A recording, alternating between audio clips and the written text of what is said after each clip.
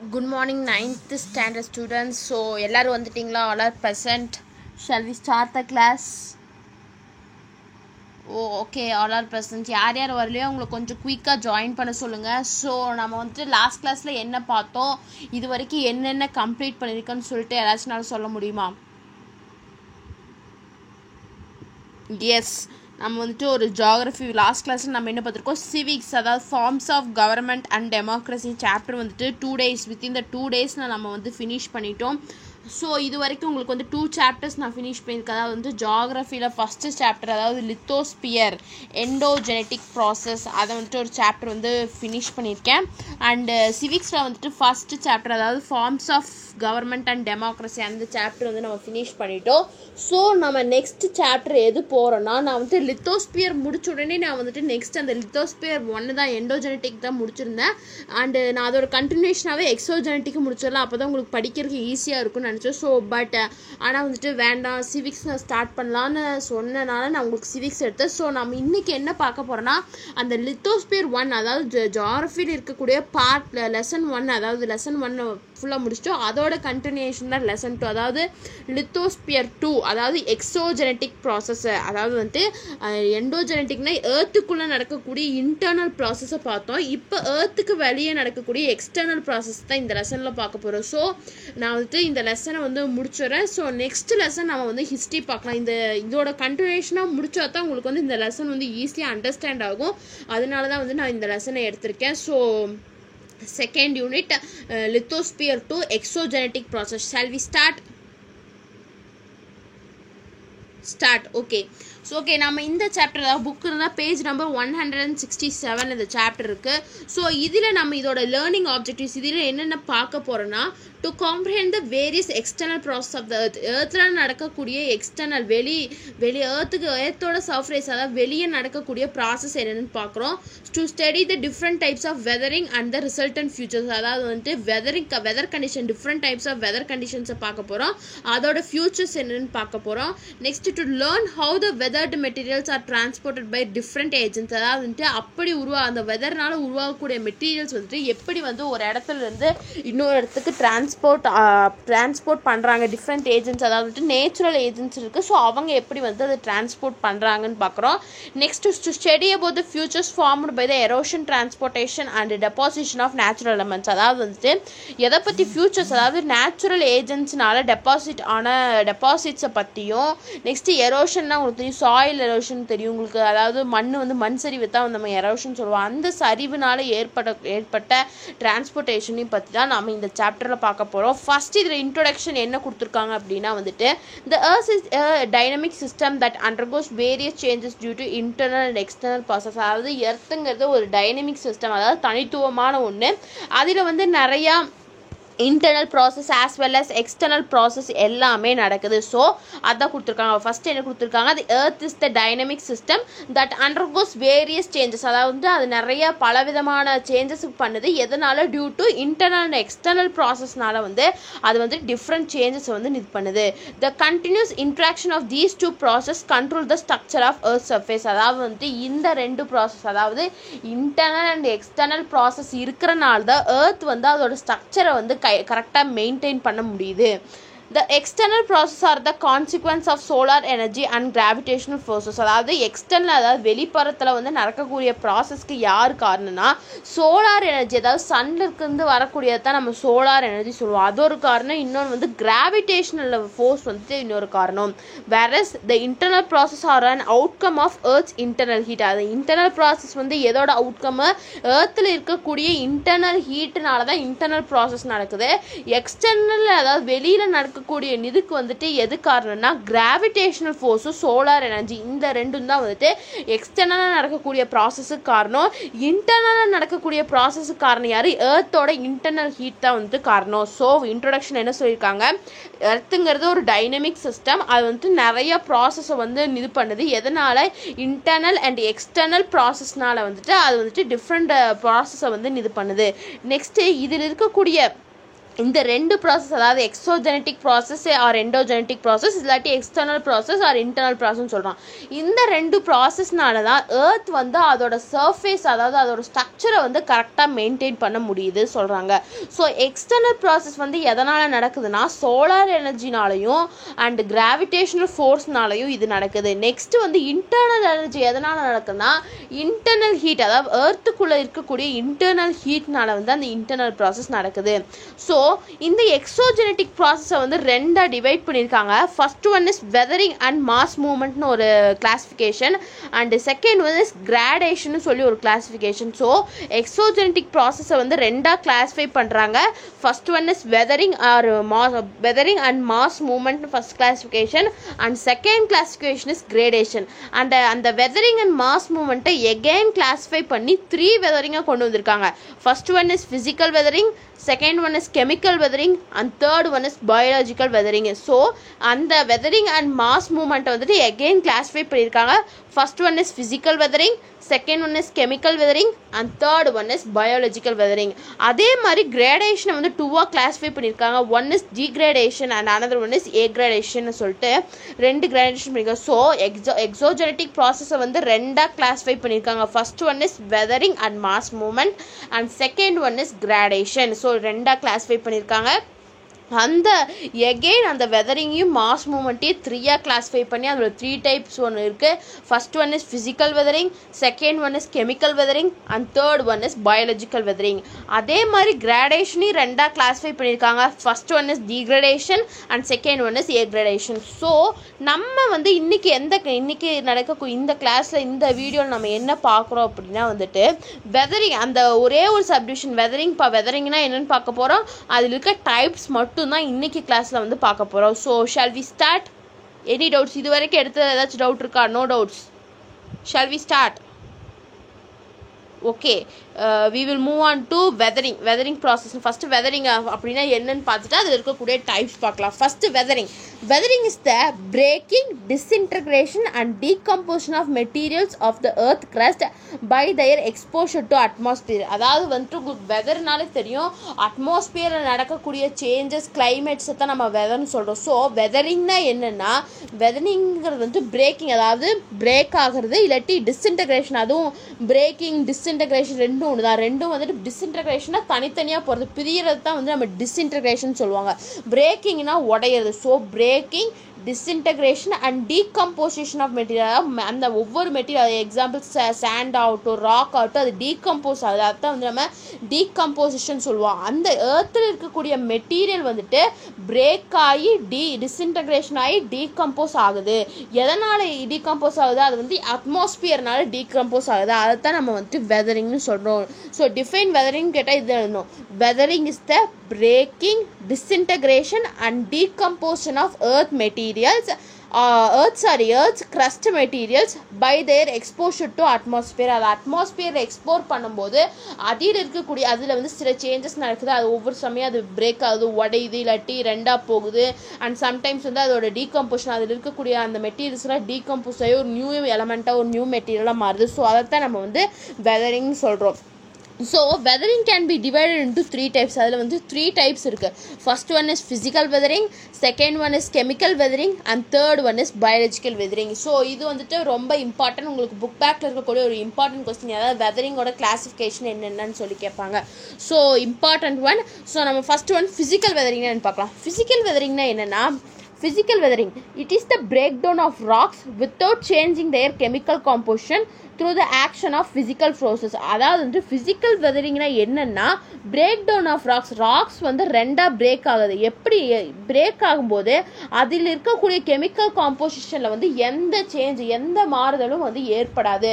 ஒரு ராக்குன்னு எடுத்துக்கிட்டாலே, இப்போ நம்ம வேர்ல்டில் எர்த்து வந்துட்டு எல்லா இடத்துலையும் எர்த்தில் இருக்கக்கூடிய எல்லா each and every material has chemicals. அதாவது வந்து ஒவ்வொரு மெட்டீரியல்லையும் வந்து கெமிக்கல்ஸ் இருக்குது. அதே மாதிரி ராக்ஸ்லேயும் வந்து கெமிக்கல்ஸ் இருக்குது. ஸோ அந்த ராக்ஸ் வந்து பிரேக் ஆகும்போது எந்த வித கெமிக்கல் சேஞ்சஸும் நடக்காமல் ஒன்லி ஆக்ஷன் ஃபிசிக்கல் ஃபோர்ஸஸ்னால மட்டும் அது நடக்கிறது தான் நம்ம ஃபிசிக்கல் வெதரிங் சொல்கிறோம். ஸோ ஃபிசிக்கல் வெதரிங்னா ராக்ஸ் வந்து பிரேக் ஆகுது. எதனால் பிரேக் ஆகுது? ஆக்ஷன் ஆஃப் ஃபிசிக்கல் ஃபோர்ஸ்னால் பிரேக் ஆகுது. பட் அதில் இருக்கக்கூடிய கெமிக்கல் காம்போசிஷனில் வந்து எந்த சேஞ்சும் இருக்காது. அதைத்தான் நம்ம என்னென்னு சொல்கிறோம்? ஃபிசிக்கல் வெதரிங் சொல்கிறோம். ஸோ ஃபிசிக்கல் வெதரிங்னா என்ன? It is the break down of rocks without changing their chemical composition. அதாவது அந்த ராக் வந்து பிரேக் ஆகிறதுனால அதில் இருக்கக்கூடிய கெமிக்கல் காம்போசிஷன் வந்து சேஞ்ச் ஆகாது. த்ரூ த ஆக்ஷன் எதனால நடக்குது? ஃபிசிக்கல் ஃபோர்ஸஸ்னால நடக்குது. So okay, next the constant freezing and thawing of rocks during the night and day leads to the expansion contraction of rocks. அதாவது வந்துட்டு தாவிங் அப்படின்னா வந்துட்டு ஒரு மெட்டீரியல், அதாவது சாலிடாக இருக்கக்கூடிய மெட்டீரியல் வந்துட்டு உருகிறத தான் வந்து தாவிங் அப்படின்னு சொல்லுவாங்க. ஸோ அதான் வந்து சொல்லியிருக்காங்க. ஒரு கான்ஸ்டன்ட் ஃப்ரீஸ் ஆகுது. ஒவ்வொரு இடத்துல வந்து ரொம்ப ஃப்ரீசிங் பாயிண்ட் வந்து ரொம்ப லோவாக இருக்கும். ஸோ அப்படி அந்த கான்ஸ்டன்ட் ஃப்ரீஸ் ஆகும்போது தாவிங்லாம் இப்போ ஹீட் இது பண்ணும்போது அந்த ராக் வந்து உருகுது. ஸோ அதனாலையும் எப்போ நடக்குது இது? Day time and night time. So the constant freezing and thawing of rocks during the day and night leads to the expansion contraction rocks. இதனால இந்த கான்ஸ்டண்ட்டாக ஃப்ரீஸ் ஆகும்போதும் தாவாகிற போது அந்த ஒரு சர்டைன் ராக்ஸ் வந்து ஒரு வேளை எக்ஸ்பேண்ட் ஆகும், இல்லாட்டி வந்துட்டு அது வந்துட்டு கான்ட்ராக்ட் ஆகும். ஸோ ஒன்று பெருசாகும், இல்லாட்டி சுருங்கி சின்னதாக கூட வாய்ப்பு இருக்குது. ஸோ அதைத்தான் வந்து சொல்கிறாங்க. Next cracks are formed and disintegration occurs eventually. அதாவது வந்துட்டு ராக்கில் வந்து சில டைம் வந்துட்டு கிராக்கு கூட ஏற்படலாம், சில டைம் வந்து அது அப்படியே ரெண்டாக கூட போகிறக்கு டிஸ்இன்டகிரேட் போகிறக்கு கூட வாய்ப்பு இருக்குன்னு சொல்கிறாங்க. Next exfoliation, block disintegration, granular disintegration are the major types of physical weathering.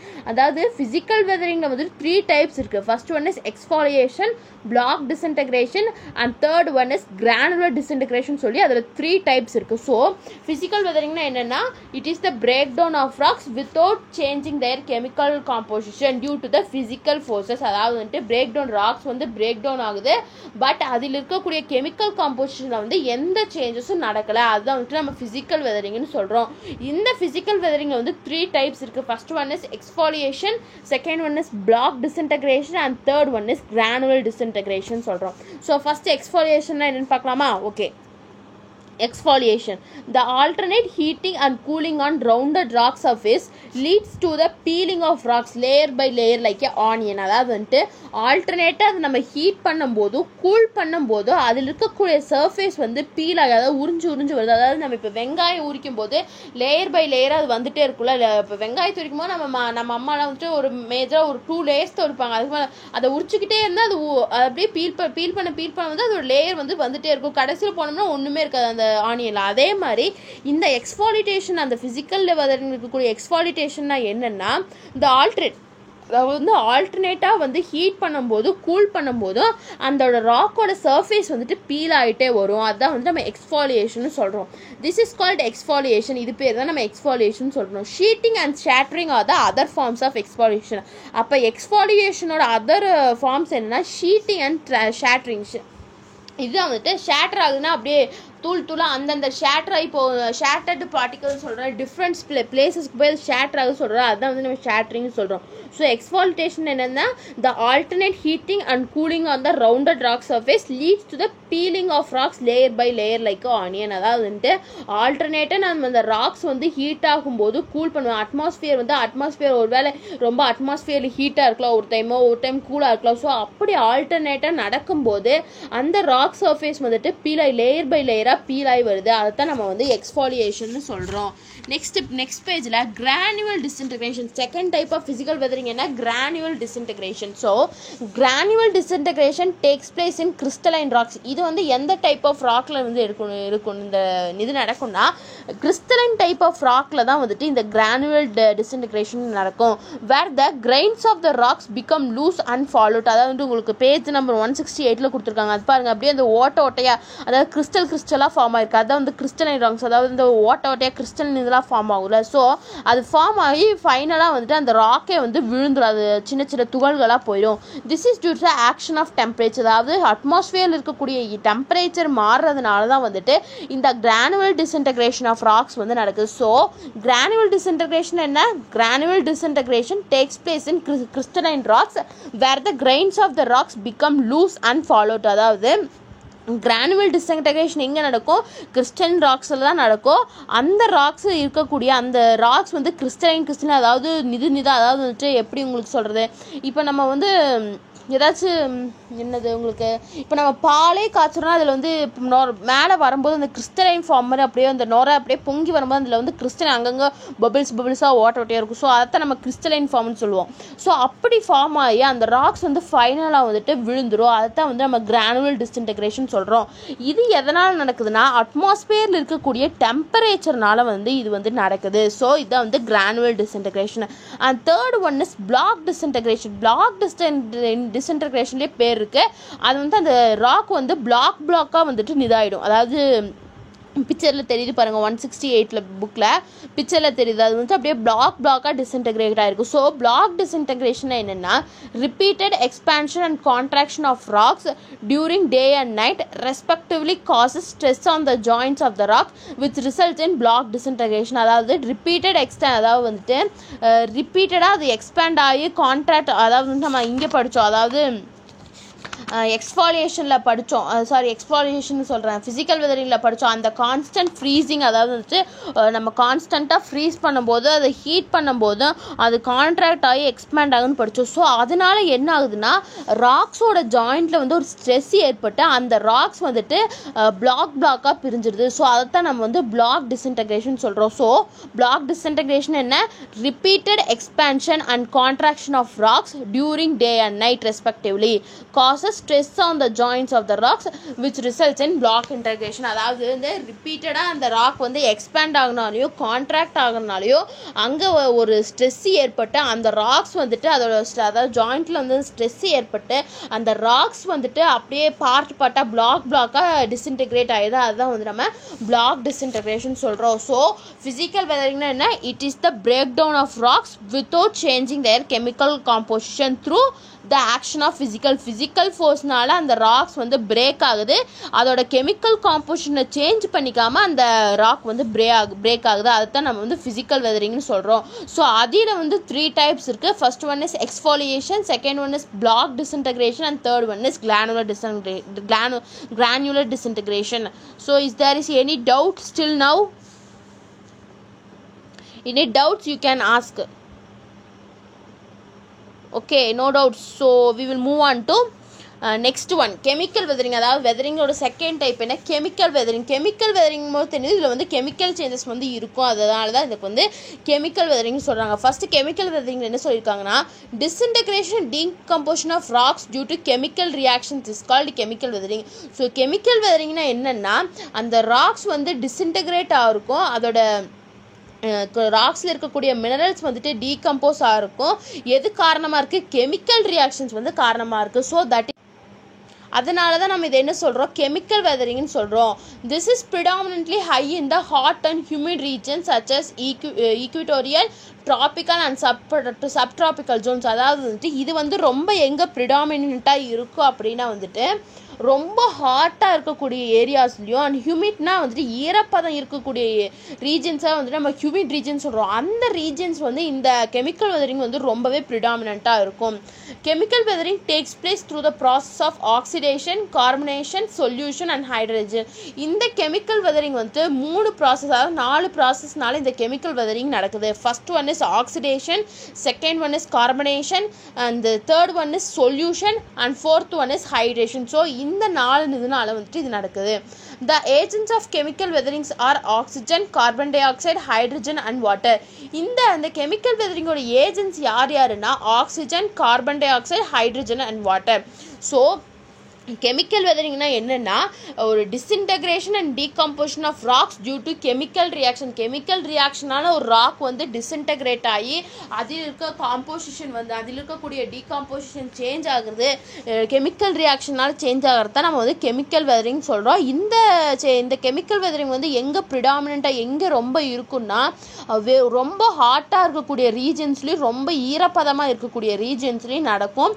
இது வந்துட்டு 5 ப்ராசஸ் மூலிமா நடக்கும். First one is oxidation, sorry 4 process மூலிமா நடக்கும். First one is oxidation, second one is carbonation, third one is solution and fourth one is hydration. So இந்த 4 process மூலயமா இந்த chemical weathering வந்து நடக்கும். இதோட கெமிக்கல் வெதரிங்கோட ஏஜென்ட்ஸ் என்னென்னா oxygen, carbon dioxide, hydrogen and water.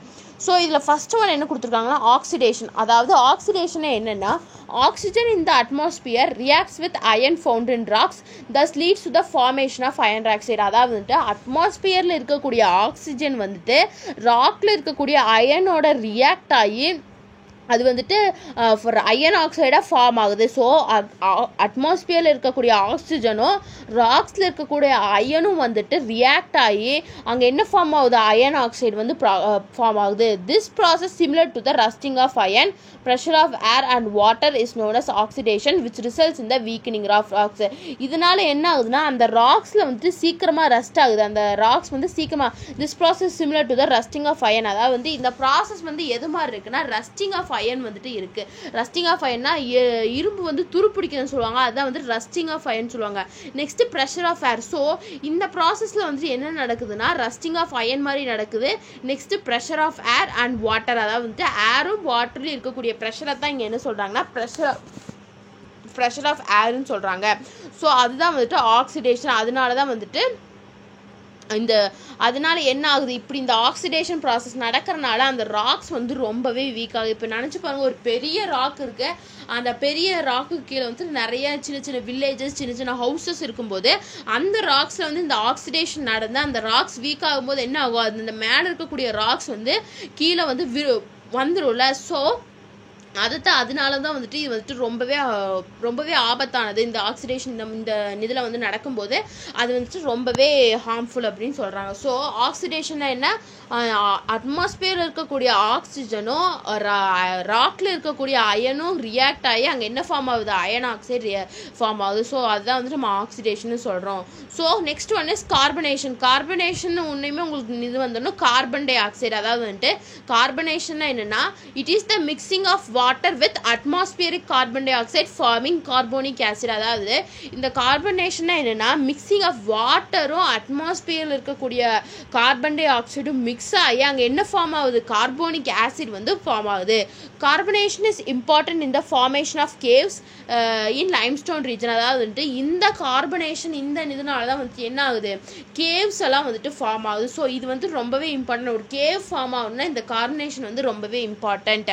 when the carbonic acid reacts with carbonate rocks, the rocks get disintegrated. So இந்த carbonic acid வந்துட்டு கார்பனேட் ராக்ஸ், அதாவது அந்த கார்பனேட் ராக்ஸில் வந்துட்டு ரியாக்ட் ஆகும்போது அந்த ராக் என்ன ஆகுது, டிஸ்இன்டெகிரேட் ஆகிடுது, அதாவது ரெண்டாக பிரிஞ்சிடுது. அதுதான் வந்து நம்ம டிஸ்இன்டெகிரேஷன் சொல்கிறோம். ஸோ கார்பனேஷன் என்ன, carbonation is the mixing of water with atmospheric carbon dioxide forms carbonic acid. அதாவது வந்துட்டு அட்மாஸ்பியரில் இருக்கக்கூடிய கார்பன் டை ஆக்சைடும் வாட்டரும் மிக்ஸ் ஆகி அங்கே என்ன ஃபார்ம் ஆகுது, கார்போனிக் ஆசிட் வந்து ஃபார்ம் ஆகுது.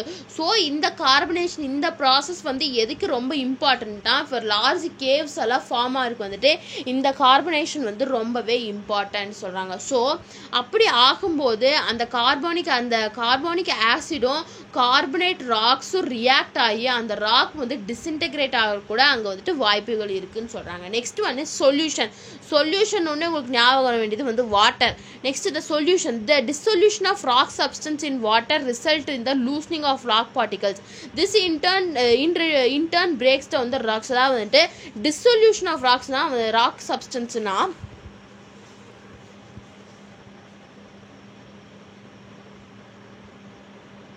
அதாவது வந்துட்டு டிசொல்யூஷன் ஆஃப் ராக் சப்ஸ்டன்ஸ்னா என்ன, ராக் சப்ஸ்டன்ஸ் இன் வாட்டர் என்னன்னா இப்போ வந்து ஒரு இடத்துல தண்ணி போகுது அப்படின்னா அந்த இடத்துல வந்து அந்த ராக் இருக்கும்போது என்ன ஆகும், அந்த ராக் வந்து அந்த வாட்டரில் இருக்கும். ஸோ அதனால அது அந்த வாட்டர் வந்துட்டு அந்த ராக் வந்து அந்த வாட்டர் இருக்கும்போது என்ன ஆகும்னா லூஸ்னிங் ஆஃப் ராக் பார்ட்டிகல்ஸ், அதாவது ராக்ல இருக்க பார்ட்டிகல்ஸ் வந்து லூஸ் ஆகும். ஸோ அதனால வந்துட்டு இந்த ராக் வந்துட்டு சின்ன சின்னதாக வந்து பிரேக் ஆகும். அதாவது ராக்ல இருக்கக்கூடிய கெமிக்கல்ஸும் வந்து வாட்டரில் இருக்கக்கூடிய கெமிக்கல்ஸும் இதாகி அங்கே வந்துட்டு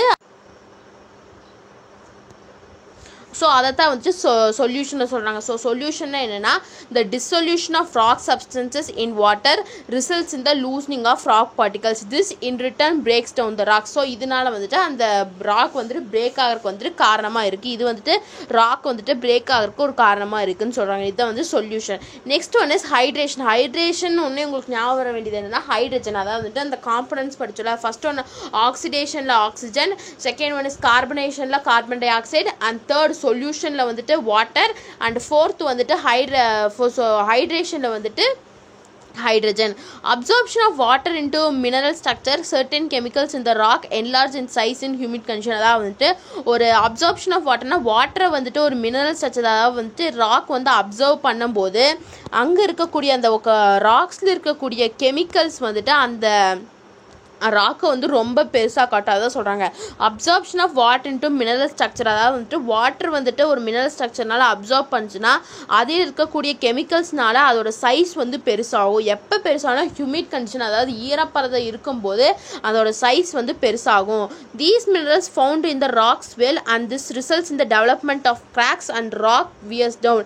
this type of weathering is called hydration. அதாவது வந்துட்டு இப்போ அந்த ராக்குள்ள அந்த மினரல்ஸ் வந்து அந்த வாட்டர் வந்து போகணும், அது வந்து அந்த ராக் வந்து அப்படியே உப்ப ஆரம்பிச்சிடும், அதாவது வீங்க ஆரம்பிச்சிடும். அதனால என்ன ஆகும்னா அந்த ராக்ஸில் வந்து சின்ன சின்ன கிராக்ஸ் வந்து வர காரணமாக இருக்கும்.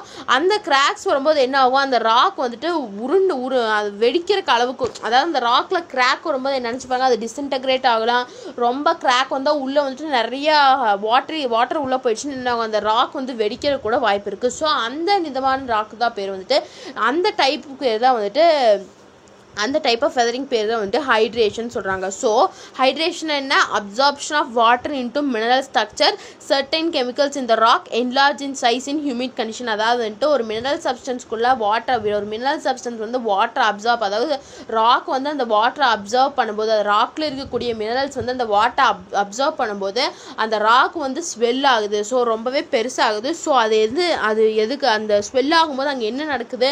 அங்கே அந்த ராக்கில் வந்துட்டு கிராக் வந்து டெவலப் ஆகுது. அந்த ராக் கிராக் டெவலப் ஆகும்போது அந்த ராக் வந்து சம்டைம்ஸ் வந்துட்டு வெடிக்கிற கூட சான்ஸ் இருக்குது, இல்லாட்டி வந்துட்டு டிஸ்இன்டகிரேட் ஆக கூட சான்ஸ் இருக்குது. ஸோ அந்த டைப் ஆஃப் வெதரிங் பேர் தான் வந்துட்டு ஹைட்ரேஷன் சொல்கிறாங்க. ஸோ கெமிக்கல் வெதரிங்னா என்னென்னு பார்த்தோம், அதாவது கெமிக்கல் ரியாக்ஷன் நடந்த ராக்ஸ் வந்து டிஸ்இன்டகிரேட் ஆகிறதான் வந்து நம்ம கெமிக்கல் வெதரிங் பார்த்தோம். ஸோ அது வந்து 4 இருக்குது. First one is oxidation, second one is carbonation, third one is solution, and fourth one is hydration. So there is any doubt regarding chemical weathering? Chemical weathering ஏதாச்சும் doubt இருக்கா? Okay, next one is biological weathering. இது வந்துட்டு அவ்வளோ டைப்ஸ்லாம் இல்லை, so சின்னதாக இதோட முடிச்சிடலாம். Biological weathering occurs due to the penetration and expansion of plant roots, earthworms, burrowing animals, அதாவது rabbits and rats, and some human activities. பயாலஜிக்கல்னாலே தெரியும், அதாவது நேச்சுரலாக நடக்கக்கூடிய இதை நம்ம வந்து பயாலஜிக்கல் வெதரிங். ஸோ இந்த வெதரிங் வந்து எப்படி இருக்குன்னா occurs due to penetration and expansion of plant roots. அதாவது வந்துட்டு பிளான்ட்டோட வேர்கள், அதாவது இப்போ ஒரு மரத்தோட வேர் வந்துட்டு ஒரு ராக் இருக்குது, அந்த ராக்குக்கு பக்கத்தில் கொஞ்சோண்டு சாண்டு தான் இருக்குது. பட் ஆனால் அந்த சாண்ட்லேயே அது ட்ரீ க்ரோ ஆகிற அளவுக்கு அங்கே சாண்ட் இருக்குது. ஸோ அது க்ரோ ஆக அதோட ரூட் வந்து அந்த ராக்கையே பெனட்ரேட் பண்ணும். அது ஒரு காரணமாக இருக்குது. அப்புறம் எர்த்வார்ம்ஸ், அதாவது எர்த்வார்ம் வந்துட்டு ஒரு ராக்கை வந்து டிஸ்இன்டகிரேட் பண்ணுற கூட வாய்ப்பு இருக்குது. நெக்ஸ்ட் வந்து பர்விங் அனிமல்ஸ்னால் அந்த குழியை தோண்டிக்கிட்டே இருக்கும்ல, அதுதான் வந்து பர்விங் அனிமல்ஸ் சொல்கிறாங்க. அதாவது ரேபிட் வந்து கீழே அந்த சாண்டை வந்து பெனட்ரேட் பண்ணி உள்ளே போகும். அதே மாதிரி வந்துட்டு இந்த ரேட்ஸு அண்ட் பெருச்சாளி இதெல்லாம் சொல்கிறாங்களா, அதெல்லாம் வந்துட்டு அந்த மண்ணை தோண்டி உள்ளே போகும். அதனால கூட இந்த பெனிட்ரேஷன் வந்துட்டு இந்த ராக்ஸ் இது பண்ணுற கூட காரணமாக இருக்குன்னு சொல்கிறாங்க. And some human activities, as a human நம்ம இது எல்லாம் இந்த நேச்சர், அட்மாஸ்பியர் அண்ட் பயாலஜி அப்படி பண்ணும்போது நம்ம பண்ண மாட்டோமா. ஸோ சம் ஹியூமன் ஆக்டிவிட்டீஸ்னால கூட இந்த பயாலஜிக்கல் வெதரிங் வந்து நடக்க காரணமாக இருக்குது அப்படின்னு சொல்கிறாங்க. ஸோ இதுதான் வந்துட்டு வெதரிங்கோட கிளாஸிஃபிகேஷன். ஸோ வெதரிங் கிளாஸிஃபிகேஷனில் 3 பார்த்தோம். First one is physical weathering, second one is chemical weathering, and third one is biological weathering. So I hope no doubts are there. So any doubts you can ask. நம்ம வந்து next கிளாஸில் என்ன பார்க்க போகிறோம்னா கிராடேஷன்னா என்னென்னு gradation மட்டும் next கிளாஸில் பார்க்கலாம். அண்டு அதுக்கு வரக்கூடிய கிளாஸஸில் வந்துட்டு நம்ம மற்றதெல்லாம் பார்க்கலாம். I think we will finish this chapter in next week. நம்ம நெக்ஸ்ட் வீக் தான் இந்த சாப்டர் வந்து முடிப்போம்னு நினைக்கிறேன். கொஞ்சம் பிக் சாப்டர் தான். ஸோ ஐ ஹோப் முடிச்சிடலாம், சீக்கிரமே முடிச்சிடலாம். முடிச்சுட்டு உங்களுக்கு நெக்ஸ்ட் வந்து நம்ம ஹிஸ்ட்ரி ஸ்டார்ட் பண்ணிக்கலாம். ஓகேவா? So any doubts you can ask. So no doubts, so thank you all. We will meet on next class that is tomorrow.